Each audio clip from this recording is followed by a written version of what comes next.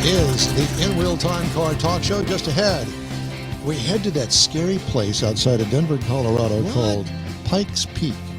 I guess there was a man named Pike. We're not going to get into the history of that, but we are going to talk to Richard Tomlin about the scary hill climb. Even if you're in a regular car, not too long ago I white-knuckled it all the way up. And why did they call it a hill climb? Friends, this is a mountain climb any way you look at it. Anyway, we're going to talk to Richard. Mountain climbers is already taken. There's that. Use that. How about auto mountain climbers? There you go. Jeff has the racing calendar. Mr. Mars has This Week in Auto History. And I'll have the stories making automotive news this week. Howdy, along with Mike out of this world, Mars, in our other studio.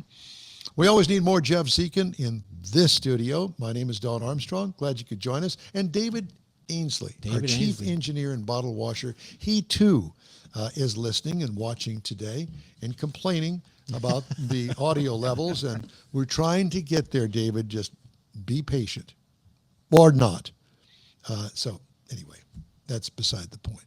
All right, let's go up to the hill, if you want to call it that. There he is, ladies and gentlemen. What the hill? It's Richard Tomlin, Apex Auto Work. Richard, is that a tan or is that a burn on your face? This is burns. This is we're closer to the sun here, and and it's got I'm very white. Very white. Yeah. So. Listen, buddy. It's not closer to the sun. It's closer to the outside universe. Pluto, there you I go. think would there be. You go. Yeah. It's a rough. Been here 7 days now, and every day in the sun for 5-6 hours at a time. They do make some sunblock, and I would suggest maybe send somebody down the mountain and get you some sunblock. Too late for all that. Yeah. All right. So let's talk about automobiles that you've got up there on the peak. Where do you want to start? Been a hell of a year. We got the Apex Osset, which you all know well, the Miata that you claim is not a Miata, but it is. Qualified in the Fast 15, which basically tells you you're in the top 20 percentile of cars running up the mountain. We got 74 cars this year. Never thought we would get there. We'd hoped and dreamed, but we made it. And then we've also got Big Bird up here, which is qualified at the back of the pack, having some carburetor tuning issues on top of the mountain. Surprise. This is the challenge of running a carburetor motor at 8,000 all the way up to 14,000 feet of elevation. And we're learning every day. So both cars are ready to race up the hill. We'll go stage both today. They'll be parked up there. We'll camp out overnight, get up in the morning, and all the festivities start about 7:30 in the morning. And follow along on Racer TV, which is where everything comes to life. Well, as usual, I think that cell phone service up there is sketchy. At what elevation are you currently? We start about 8,000 feet. So are you down at 8,000? No, this year I will be at the top. I'm over protest this year, so I'll be at the Summit House for the full day. Taking care of protest. Richard, we all of us look at you and go, is this a real human being? He climbs mountains, he fixes cars, he races cars, and not just regular cars. He goes all out about anything to do with a car. You have this reputation now. You got to live up to it every day. I will say, yesterday was very humbling, setting in what we call the Fast 15, and knowing that we have the lowest dollar car of the entire group, and being able to run toe-to-toe with these guys or in class with these guys is amazing. And the cars we're in front of them. I mean, we're in front of, literally a couple. Well, Richard, I want to tell you that your signal is so bad. Yeah, you're breaking We up. can't even Richard, understand what you're saying. So can you maybe lean closer to your microphone? Or either that, or maybe perhaps reconnect with Mr. Mars. We're gonna exit away from you for just a second here. No, that made no difference. If you'll reconnect with Mr. Mars, that'd be great. This is what happens when you get close to the sun. We're going to call it solar interference. That's what we're going to. Duck, it might be a satellite coming through. Yeah, exactly. So, Mr. Mars, if you'd be so kind as to reconnect with him, that would be greatly appreciated. Like I said, a couple of years ago, my daughter lives in Denver, a suburb of Denver. And, hey, Dad, why don't you go up to Pikes Peak? I went up there with my parents back in the day when the road was still dirt. Mm-hmm. So you couldn't go real fast. And we were in a passenger car. I think it was the Buick Skylark or something. Well, you couldn't go, but they were still using racing. at the Well, time. that's a whole other story. This is regular people, Right. and I didn't think anything of it. It was okay.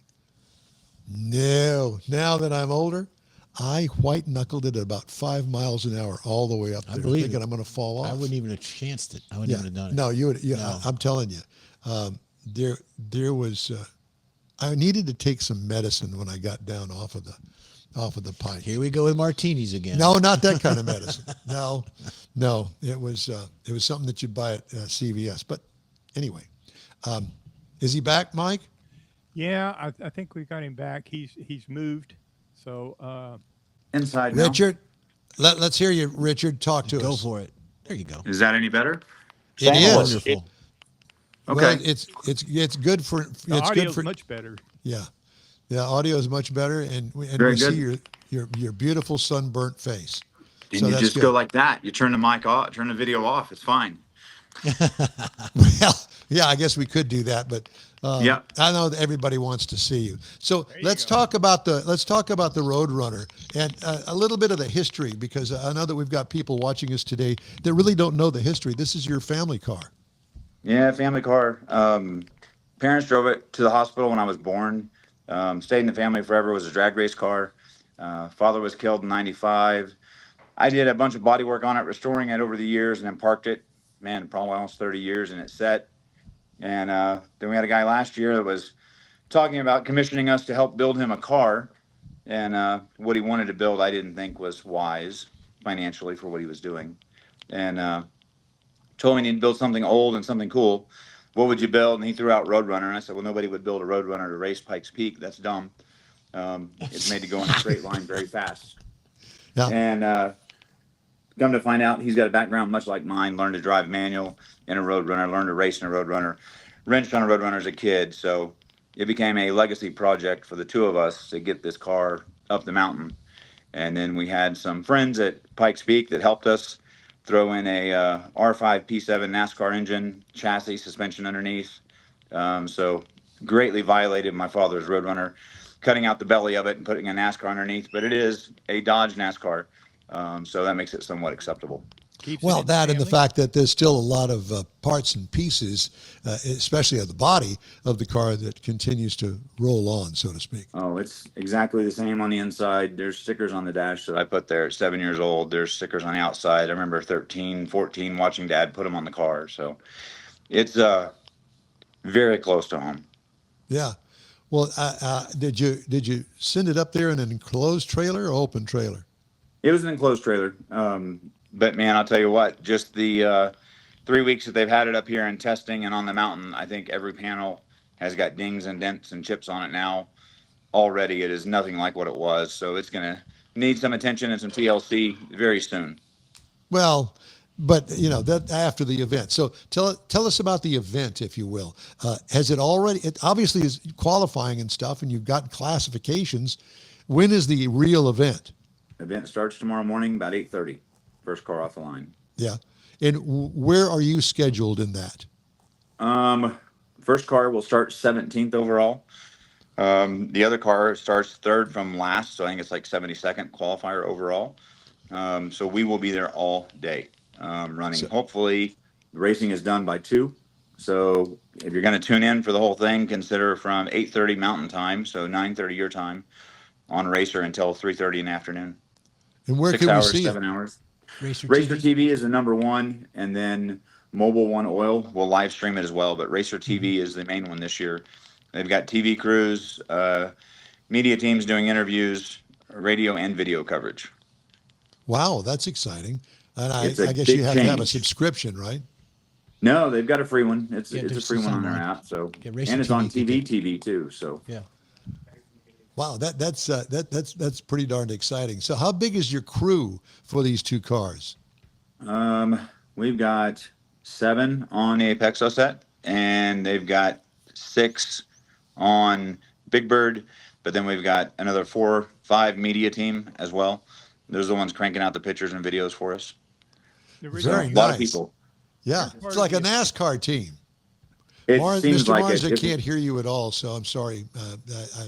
Yeah, Mike's got a question. Yeah, what's the question, Mike? Yeah, Richard, my question was, you're part of the officiating crew.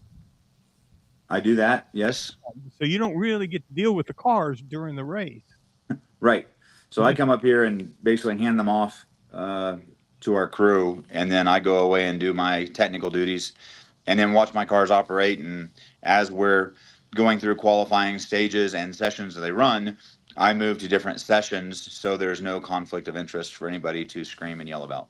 Yeah, So I was you going get to to say. stand at the top of the hill waiting on your car to come up over that last rise. Absolutely. So what is up? You know, I know that there's a visitor center up there at the top of that mountain, which, by the way, I walked into and then crawled back out to the car. And I know, laugh if you will, but that was it. And I stayed in the car while everybody else had a nice time up there, and I was talking to God the entire time. Lack of oxygen up there. Yeah. Well, there's that. It's a challenge for a lot of people. It really is. So well, it used to not be, but now it is for me. yeah, probably 90. I would say 90 to 95% of the drivers actually run oxygen in their cars. Yeah. Just with a nose hose and regulator, and it helps them stay clear and focused. And you'll see them throughout the day going back to the car, putting oxygen on for 10, 15 minutes, then walk away from the car.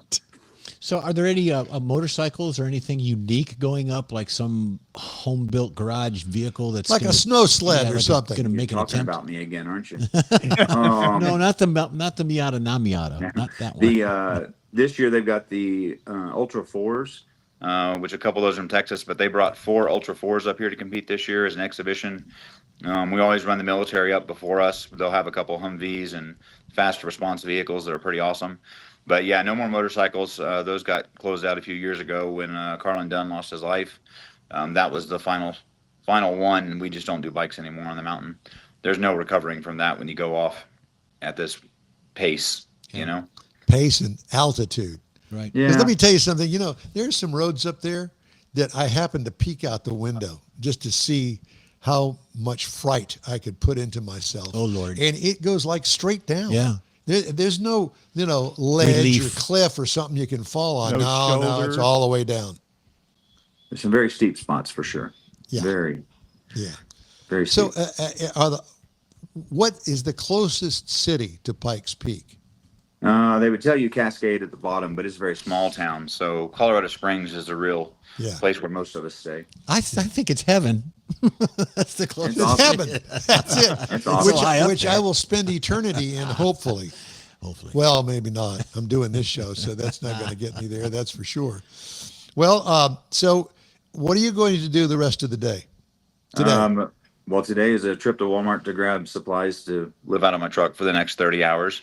Because you got to be there before all the fans, because there's one way in, one way out, and about 18 to 19,000 people coming in this 2-lane road.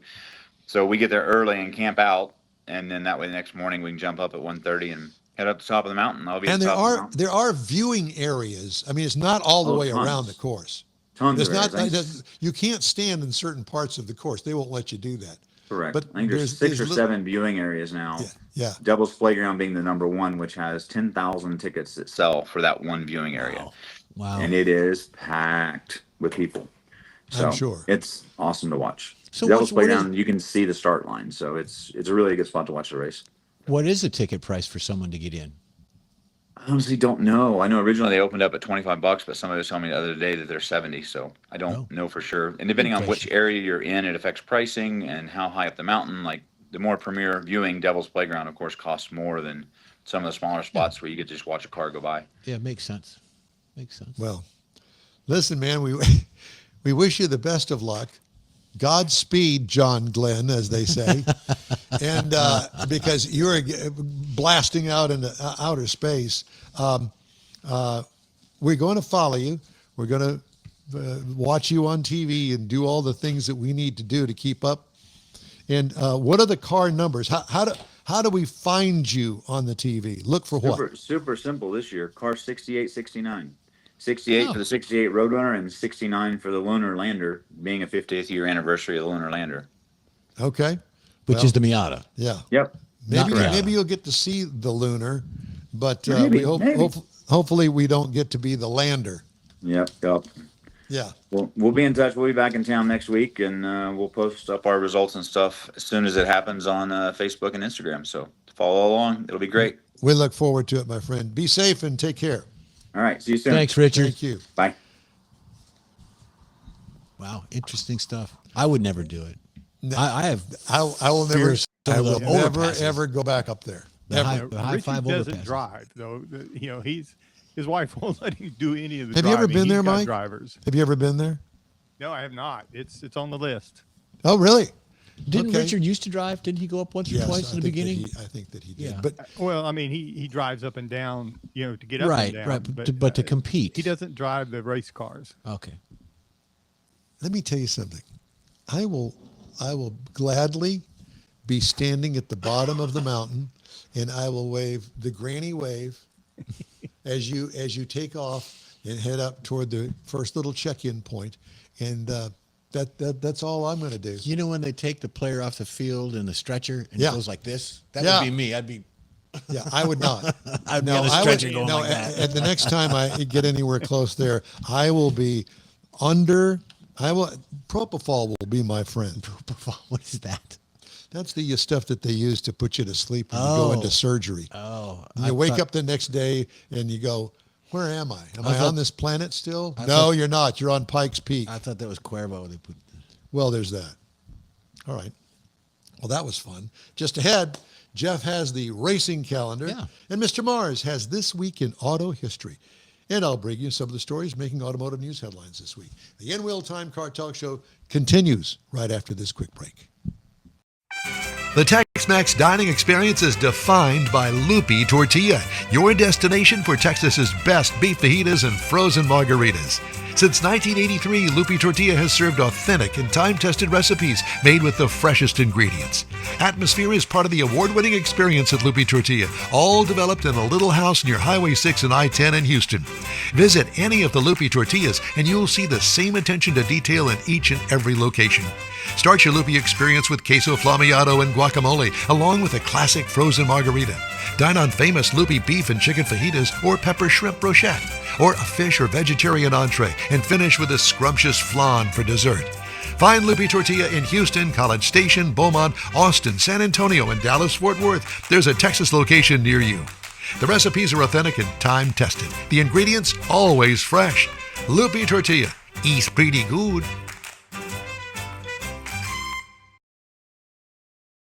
The InWheelTime Car Talk Show thanks you for 15 wonderful years. Yep, our first show aired May 7th, 2011 on the local radio station. Then it was a move to the digital world and social media, and you followed. Thank you.